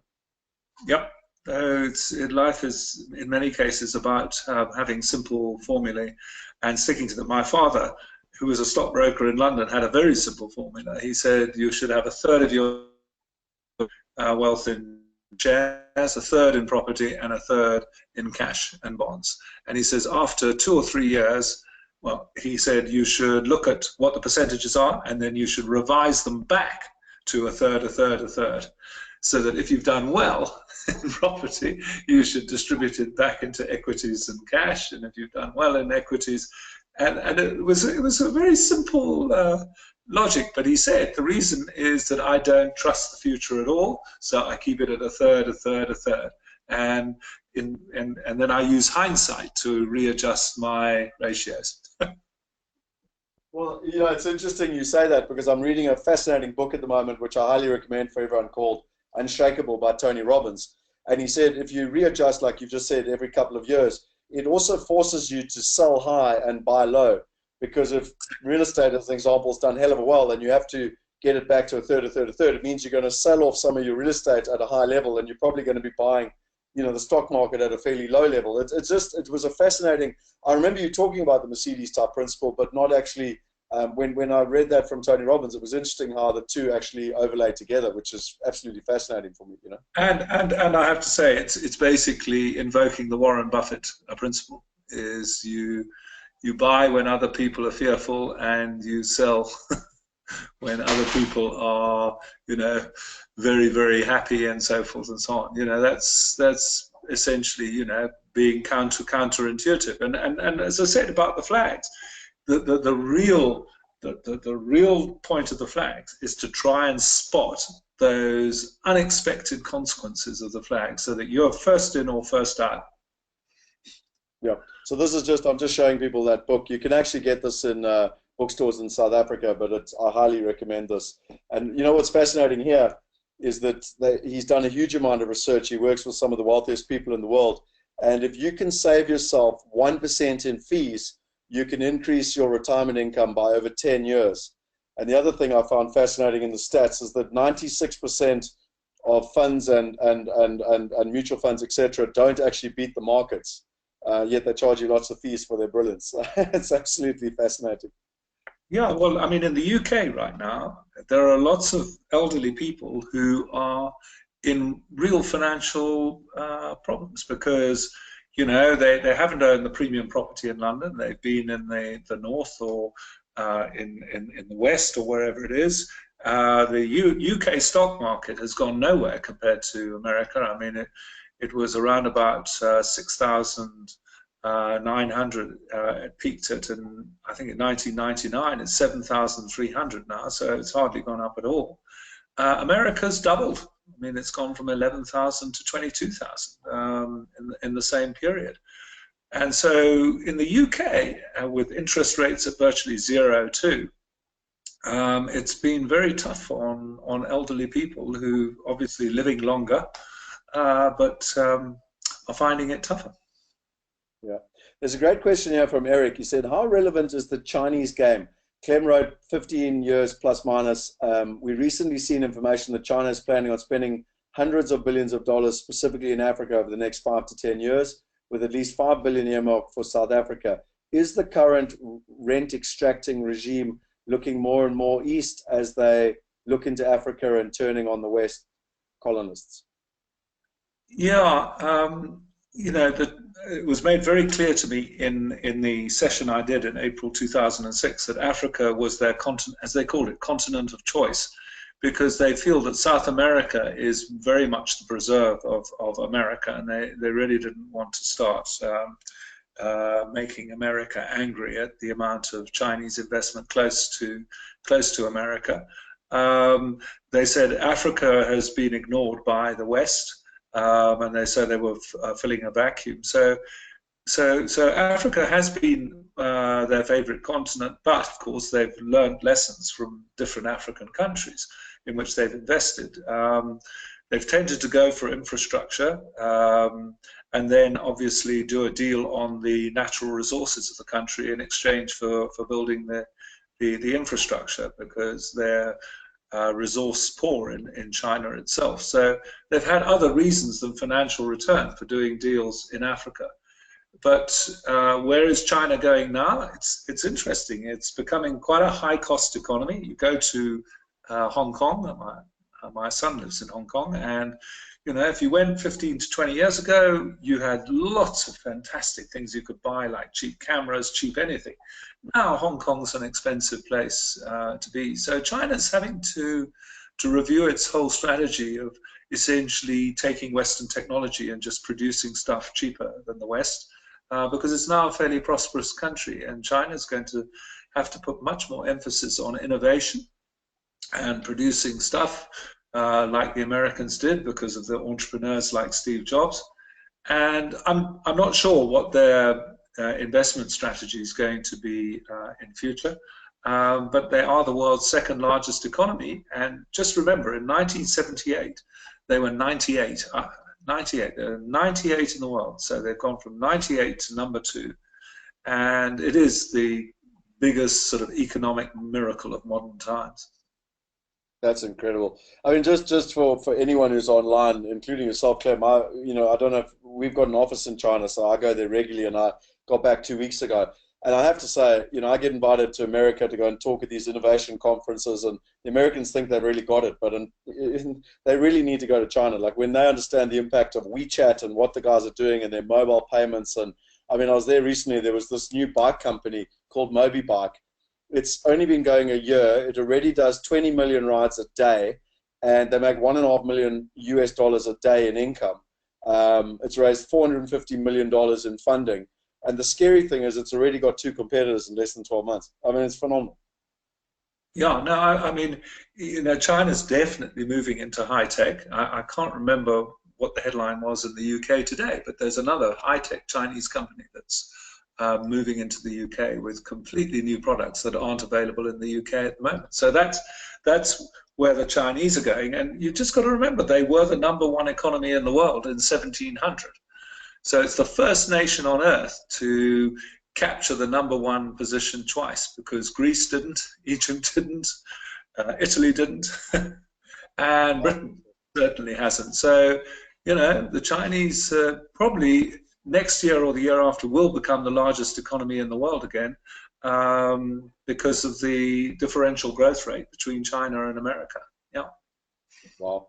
So just quickly here, there's a great question. Any thoughts on the idea of there being a real threat to the ANC still running this country post 2019? Yeah, obviously, the biggest flag I told people to watch last year was the municipal elections. And the ANC did not do well in the municipal elections.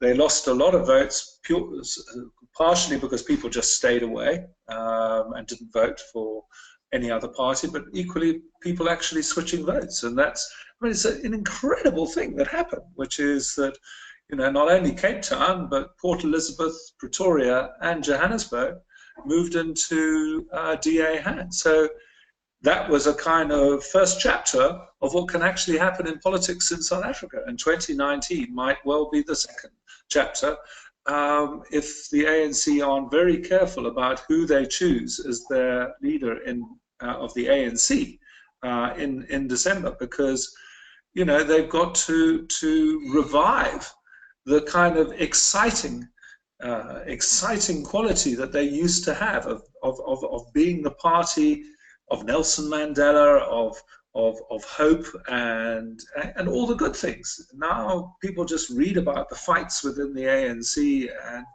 and you know, the same phrase is used over and over again: radical economic transformation, without being spelt out. And as I said, we're in a very divisive phase of the country's history at the moment. So, you know, I think that in December this year, they've got a big decision to make in terms of who the next leader of the ANC is going to be. And in terms of that, I mean, you know, what impact, you know, you spoke earlier about junk status. So I'm not going to bring that up because you did mention that. But you know, Ron asked a question here: is it conceivable that South Africa will have radical violence from public population over the next couple of years? You know, it's almost what you spoke about with the violence, but that kind of mob violence. I mean, you used to speak about even the Arab Spring and, you know, the not necessarily uneducated, but, you know, unemployed 10 million people that are coming through the ranks, and that I noticed tonight you didn't talk around that Arab Spring kind of logic. Yeah, and but it is absolutely mentioned, and in fact, Frans Cronje, who's the CEO of the South African Institute of Race Relations, is producing a new South African scenario book, which is going to be out in the next month. And in it, he really opens with the whole Arab Spring in Tunisia. And what you realize that it was because of the unemployment, the youth unemployment in Tunisia, which really started that Arab Spring. It started with one individual who tragically burnt himself to death in the street. But then that actually triggered the whole kind of Arab Spring, and it then spread to the rest of the Arab world for precisely the same reasons that we've got to worry about here, which is very high youth unemployment and people not having any hope of where to go, what to do with their lives, and they get very angry, and then they express that anger in violence. Yeah. Just there's a question here from someone. Where do you see the exchange rate going in the next 12 months? I think, you know, for me, we had a guy called James Painter that actually contributed the chapter 2 in my book, and I would highly recommend everyone goes. He spoke just two weeks ago. I don't know if you want to give any comments, Clem, on currency, but he's got very sophisticated methodologies in kind of tracking the currency and linking it to sentiment plus the other fundamentals. And I'm just letting people know, if they are interested, that I would highly recommend checking that out as well. I don't know if you want to answer that or you want me to move on. I'm happy to answer it because, you know, the currency on the whole has done much better since the downgrade than a lot of people thought. And I've forgotten the guy who wrote the article, but he basically showed the study of the Big Mac index over the last 20 years. And he's the economist who's the most accurate about predicting what the exchange rate is going to be in December. And he basically said that right now, the Rand is at a really much bigger discount on the dollar in terms of purchasing power parity, which is what the whole point of the Big Mac index is, than it has been historically. And that's one reason why he is basically projecting 13 Rand to the dollar at the end of this year. But it was just quite an interesting take on it, that you've got to really study the purchasing power parity of the Rand. And it's why the tourist industry is doing so well in South Africa, because it's an incredibly cheap place to visit. I mean, I remember in Hong Kong a few weeks ago, a cappuccino in one restaurant cost me 100 Rand. Well, I don't think there's any restaurant in South Africa where you pay 100 Rand for a cappuccino. You know, we are a very cheap country, and for that reason, the Rand may not tank in the way that some people have suggested it would if we were given junk status. Just a quick one here. It's a great question that, you know, quite frankly, I asked myself. I've got a 5-year-old boy, but Bradley asked, what career advice direction would you give a 16-year-old boy? What should he study if his future career does not currently exist? What career advice direction would you give? Oh, it's the same thing. Sorry, so the same thing twice. But yeah, basically a 16-year-old, you know, boy or girl. What career advice direction do you give people? I'm sure you get asked this all the time. Yeah, and my answer is very simple: is that question would have been very correct in the 60s, 70s, and 80s, because that's the way people worked their lives. They sat back and said, what is it that fits with my talent, my passion, and then looked at the companies that might actually, make it happen for them. But as I said earlier on, the biggest change caused by technology is that young people have to become much more innovative. They have to actually look at maybe approaching some of their friends to work in small teams, and then they've got to decide what they're very good at and what they're passionate about, and say, what marketable products can we produce given this passion? And then they've got to draw up a business plan, which means that they try and minimize the amount of money that has to go in up front, and obviously creates revenue which is more than expenses, and then they've got to go to their respective parents and get the capital. They've got to start the business. So it is a totally different approach. or sorry to butt in, but or to use crowdfunding. Roger Hamilton is online tomorrow night. Unfortunately, the both of you are only available this week.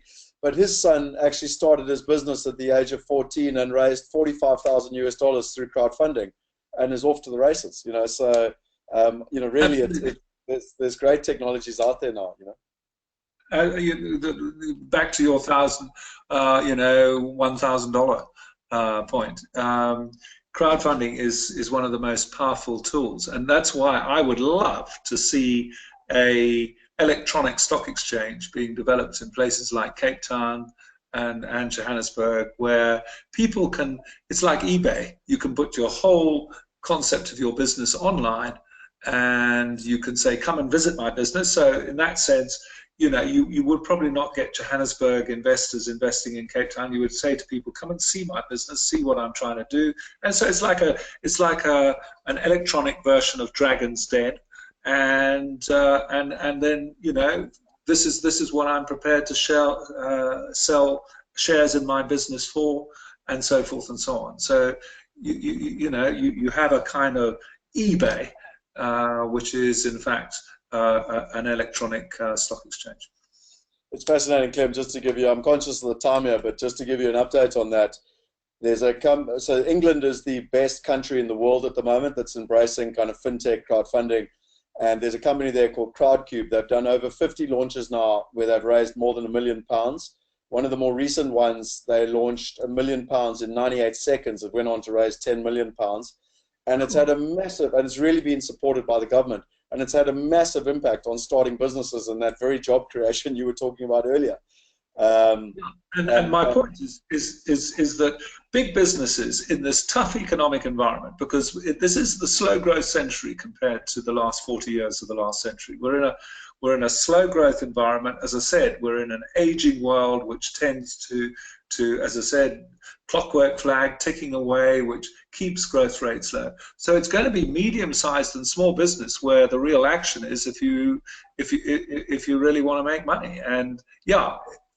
Having said that, we get back to dividends, and dividends being an important component, but it doesn't alter the fact that the real capital gains are going to be made in small and medium-sized business with new ideas. Well, the good news is, just by the way, is that Caroline De Silva's come out, and we've actually been invited by the FSB to meet with them on Monday. So we really are making progress now in South Africa around some of these new technologies, which is really exciting. So watch the space. Niley said that there's a great book that people should look at called from Harry Dent on demographics. It's called Demographic Cliff. So I think that's probably a lot of what you're talking about with the grey flag. Someone's asked here, I think you've asked it about the populist, the kind of the radical socialist undertones, and the concern that if they're losing votes, that they do a knee-jerk reaction, similar to, I presume, like a Zimbabwe, where it was running actually pretty well for 20-odd years, and then they knee-jerked with the whole land thing to try and get back results. How does one plan for that from a scenario perspective, a flags perspective? Yeah, my point about the independence of judiciary and other institutions flag comes into play there, because it's very difficult to get the singularity of power as president of this country that you can get in some of the other African countries. And indeed, you know, I think it's quite a good thing that the military in this country also operate as an independent unit. So, you know, yes, the knee-jerk reaction tends to be, let's do things which are really populist and like nationalization and expropriation and all those kind of things. But I certainly believe, because of that flag of us being a much more decentralized society, that it has less chance of happening here. And that's why, as I said, you know, we've revised the failed state scenario down to 10 to 15%, while others might have actually increased that particular scenario. But yeah, we you know, if you look at just ordinary South Africa, living every day in South Africa, there's an immense amount of goodwill and an immense amount of talent right across the country. So yeah, I don't think that we need that polarization. And indeed, I have to say that, you know, yes, the government has changed the cabinet, and or president has changed the cabinet, and all that has happened, but we haven't actually had, you know, the sort of really nasty rhetoric being intensified since that reshuffle happened. But obviously, you've got to watch. There's an important, I think, mid-year meeting of the ANC, and then one's got to watch the way the new leader is selected later in the year to get the real feel for that kind of scenario, which, as I said, affects one's whole investment strategy, and obviously, in the end, affects the strategy of where you want to live with your family. Clem, a quick, I want to respect your time, and there's hundreds of people online here asking questions as fast as we're answering them. Are you okay for a few more, and then we'll wrap it up? Yeah. Which means I'm a good forecaster, because I said 2 hours and you said 90 minutes. Fantastic. So there's a great question here. It's on a different level, but it's asking, I would like to know what your thoughts are around Bitcoin and other cryptocurrencies, and how you see them impacting the world of finance and banking in comparison with fiat currencies in general. Does he see cryptocurrencies and gold as smart investments for the average person in order to hedge their fast depreciating paper money? Yeah, and I'm going to be very cautious on this one, because I've looked at Bitcoins, I've read about Bitcoins. I simply, you know, don't really understand the kind of, you know, the platform on which they operate sufficiently to say that they are a secure currency. And I know that a lot of people who are very high tech say there is the security in the Bitcoin market. I'm simply not able to comment on that, as my son sometimes calls me stoneage.com. So I'm not about to say that about Bitcoins. But the real point is this, is that if there isn't an international currency like a Bitcoin, you've got to be diversified in sovereign currencies, which means, you know, having dollars, having pounds, rands, maybe a few European euros, and so forth and so on, because the way you protect your wealth is to have your investments in different currencies. And maybe one day we will have a world currency which reflects certain proportions in different currencies, but we don't have that at the moment. And what's interesting is that gold hasn't lived up to its reputation, because, you know, in the kind of uncertain times we live in, and with no opportunity cost virtually of holding gold because of zero interest rates, I'm amazed that the gold price hasn't done better than it has. And so it's very difficult to offer a view on currency other than to say you should be diversified. Just a quick one. I get asked that question quite a lot, and I actually come back to what you said about income. I'm always careful of anything, whether it's gold or Bitcoins, if it's purely on capital growth and not on income. So, Yeah. people just need to be aware of that. James asked a question, where do we see the global property market going, etc. I think from my perspective there, I'm going to go into that in a lot more detail in the next couple of weeks of those events. And I think you have mentioned it to an extent. I don't know if there's anything you wanted to add around it. Not really. As I said, and I said it, to you when you were writing the book and previously, given the grey flag of the aging of the European population, America is definitely a more attractive market, and it was for me an interesting chart that you put up where you showed that the real value of property is still below where it was in 2006 in America, whereas, as I said, the stock market has actually doubled.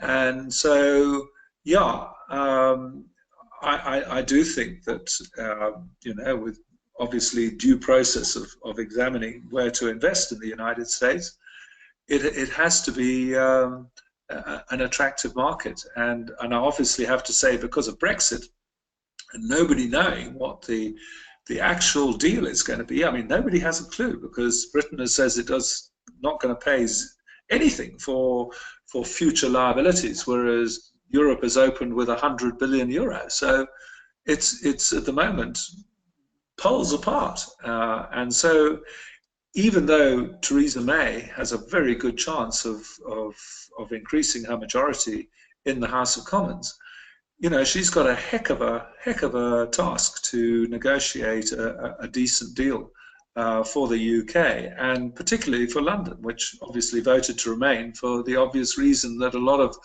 the service industries in London have been not only servicing British but European citizens. And so, as I said earlier on, this headline today that 9,000 jobs are going to be moved to Europe from London in the financial industries field.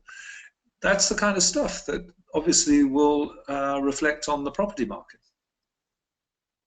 So quick question here. Someone's asked whether the current government has asked for your advice, and if you've got any insights as to whether it'll be, Nkosazana Zuma or Ramaphosa or anyone else.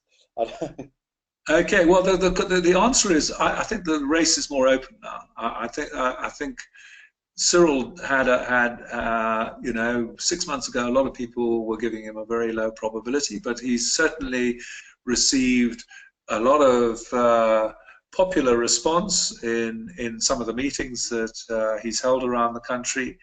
And therefore, my intuitive feel, without knowing anything about the internal workings of the ANC, is that he's actually, become a much stronger candidate, and there may be somebody else out there. I mean, as I said, the anti-establishment flag has produced Donald Trump from nowhere, Macron from nowhere. It produced Brexit from nowhere. So you just don't know whether there might be somebody else who's going to put their hat into the ring over the next year. And maybe it's as a person rather than being a member of the ANC who suddenly captures popular imagination. So it's going to be, I think, a very, very interesting race into 2019. A great question here, and I'm going to try and wrap it up, but have you done any scenario planning on other countries in Africa, Nigeria, Ghana, Kenya, Tanzania, and Mozambique specifically? Yeah, well, getting back to that first bit of the last question, the places that I've actually done sessions with people in government or had dealings with people in government. In Africa, it's Namibia, it's Botswana. But interestingly, Chantel and I, about 6 or 7 years, did a joint facilitation for ZANU-PF. We actually did it in Johannesburg. They flew the people who, from the finance minister and a few other members of cabinet and some of their advisors down, and we had a 2-day session on the future of Zimbabwe.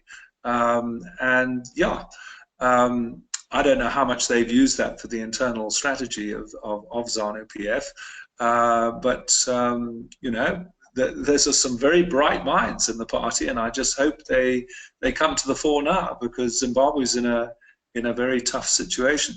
I know Chantel has done quite a lot of work in Nigeria, and I think also in Kenya. And then overseas, as I said, what was really interesting was spending time at the Central Party School in Beijing, and showing how scenario planning works. And I had the real strategists behind the Politburo in China at this particular session. In Australia, I was asked by the Local Government Managers Association to do all the major cities. So I've done strat sessions with Perth, Brisbane, Sydney and Melbourne, and then some of the small places in Australia, such as Alice Springs. So, you know, that was interesting. And one of the most interesting takeaways from that is one of the flags, which I didn't talk about in the presentation I gave, but which is very apropos of the future of Cape Town, is water, because our dam levels have declined over the last 10 years in terms of percentage left in the dam at this point of the year. I mean, there's 20% at the moment in the Cape dams, and only 10% of that is usable. So we're down to 10%, whereas last year it was at least 20, if not more percent. But 15 years ago, it was sitting at 30 or 40% at its minimum. So yes, June is the month that it really rains and the dams pick up. But Perth was in exactly the same situation as this 15 years ago, when the population had risen to 2 million from 1 million in the 90s, just as Cape Town's population has gone from 3 to 4 million. And the decision that was taken at this session, when we played the parched Perth scenario, was to build a desalination plant. And now 30% of Perth's water is provided by desalination. And we should be doing exactly the same in Cape Town, because, you know, you cannot have a city running out of water, because there's no way you can bring 10,000 trucks of water in to Cape Town on a daily basis to basically keep the population alive. So it is a real crunch issue. Wow. So there's a great question here. If we get downgraded by Moody's, do you see the reintroduction of exchange control? It could happen, yeah. It could happen, the only answer I can give is that a lot of people were forecasting much steeper declines as a result of the downgrades we've had so far, and I'll be interested to see if Moody's downgrade us whether you know it's the same, that actually the currency doesn't fall that much. Because, as I said, for me, the reality of the situation is I'm actually probably a little more optimistic now than I was 6 months ago, because of the pushback, as I said, on corruption, and also the fact that, you know, you can see there's a lot of debate in the ruling party about where to go to from here. And that's why I'm going to watch the flags very closely on the sort of economic conversations they're going to have in the next month or two. There's a great question here from Alan. He said, do you think the judiciary system can survive the state capture? Yeah, the answer is yes. I think it can. And indeed, it has very well. And a lot of the appointments that are in the judiciary were made by the ANC and by the president. And there's big pushback, really big pushback by the judiciary. And as I said, there's just not the singularity of power in this country that you had in other, you know, authoritarian and dictatorial regimes. And it's one of the great strengths of this country is we have this diversity here, which I think will protect the independence of the judiciary.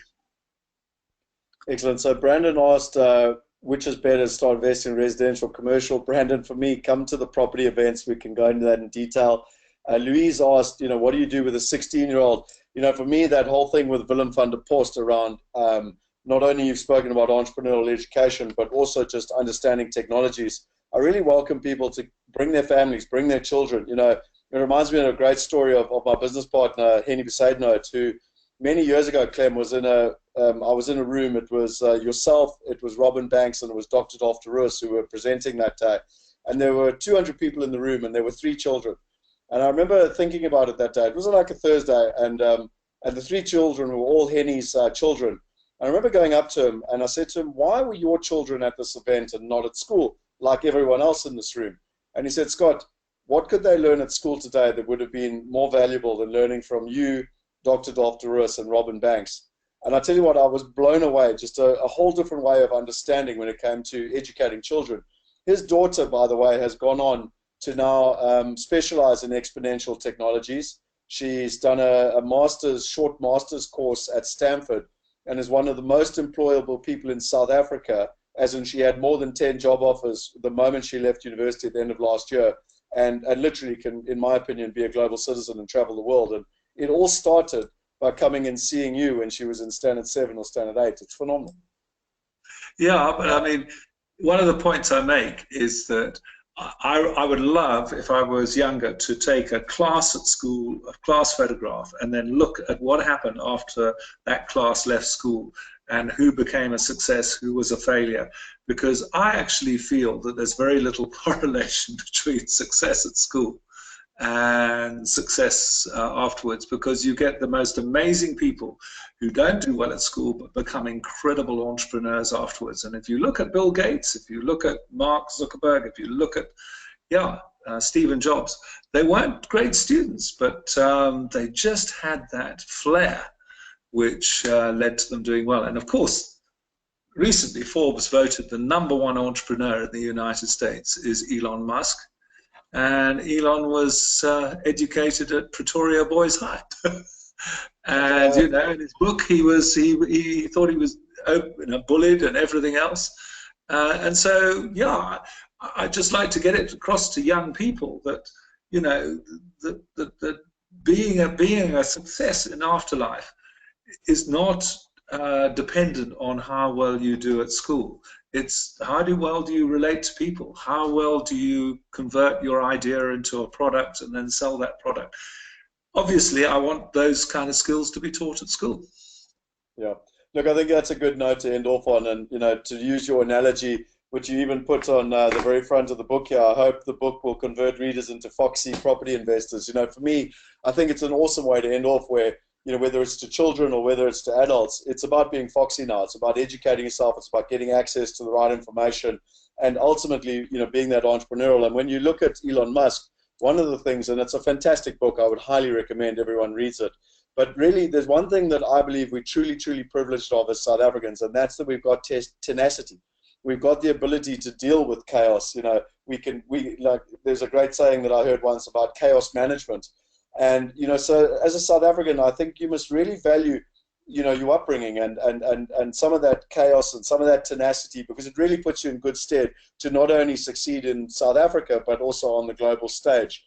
You know, it kind of gives me, you know, to finish off, you know, you've got to ask yourself, whether it's in business or investing, what business are you in today? Where are you going to be in 3 years? Where are you going to be in 10 years? What innovation is it playing in your life? You know, I think even in the years Clem's noticed from my side, where we evolved from IPS, where we, you know, help people invest in direct property, to now an entire online technology platform to really enable people to be able to participate with far lower barriers to entry and greatly increasing that trust and transparency. And, you know, our vision and our dream, I got asked today, actually, funny enough, by the doctor, and the lady said, what is my purpose? Why am I here? And, you know, my father, unfortunately or fortunately, but went to school. He did everything you're talking about, Clem. He went to school, he went to university, he studied to be a chartered accountant, he was financial director of Rainbow Chickens, and therefore he did everything he was taught to do, you know, back in the 60s and 70s. And yet when he died, he unfortunately tried to draw 50 Rand from Standard Bank and had been declined 24 hours earlier. And I learned at a very young age that, you know, I became passionate about understanding and studying what wealthy people are doing. And, you know, for us, our vision and our purpose is to really help people empower themselves and ultimately to put smart investing in everyone's pocket. And when you consider tonight, what tonight has all been about, it's been really learning your methodologies. How does scenario planning work? What are the flags, so that people can watch those flags and ultimately they can make smart decisions for them and their family? And it's something that I feel very, very passionately about. And I think growing up in Africa, we've also are all born where we come from a place where we understand wealth, but we also see poverty on a daily basis. And I think it's not only our duty, but it's our responsibility to go out there and to teach people, and you know, and for people to realize that there's another way now, and that they can take responsibility for themselves, they can take responsibility for their lives, for the work that they do, and even for their wealth. And you know, I learned that lesson, and I'm not going to explain it tonight, but I spoke about it in chapter 1 of my book, about the difference between my father, who followed the traditional route that he was taught, and my uncle that did something very different, which was all about taking control of his life, investing. Even though he lived in Zimbabwe, he started investing overseas at the age of 30. And it really allowed him to have the freedom, which is what I talk about as a global citizen, to have the freedom to do whatever he wanted in his life. And that's all that I really want to, you know, share with people tonight, and why I want to thank you so much, Clem, for your time. The insights that you've shared tonight have been absolutely invaluable. And it's so valuable to have someone like you from South Africa sharing for South Africans. It's respected at a global level, but yet South Africans get to be able to participate and take credence from it. And if anyone's feeling complicated, you know, confused or overwhelmed, don't worry. I've heard Clem speak many, many times, and even again tonight, I was vociferously taking notes all the way through the process, which I will share with people. But my point being is that don't worry if it's overwhelming and difficult the first time. It does take a little bit of time, but quite soon you'll get it, and it will become a really, really valuable tool and methodology for you to be able to make the right decisions for you and your family. So thank you to everyone online. Thank you to the team who's organized tonight, and particularly Denise. I know, Clem, you're in Denise's house, so thank you to her and her family for helping you with your Wi-Fi going down. But most importantly, Clem, thank you for you sharing so much tonight. I really, really appreciate it. And I'll end with a benediction. May the fox be with you. Excellent. Thank you, everyone. Have a good evening, and see you soon. Hopefully we'll see you all at the May events. There's certainly not going to be events that you want to miss. Cheers. Cheers. Phew.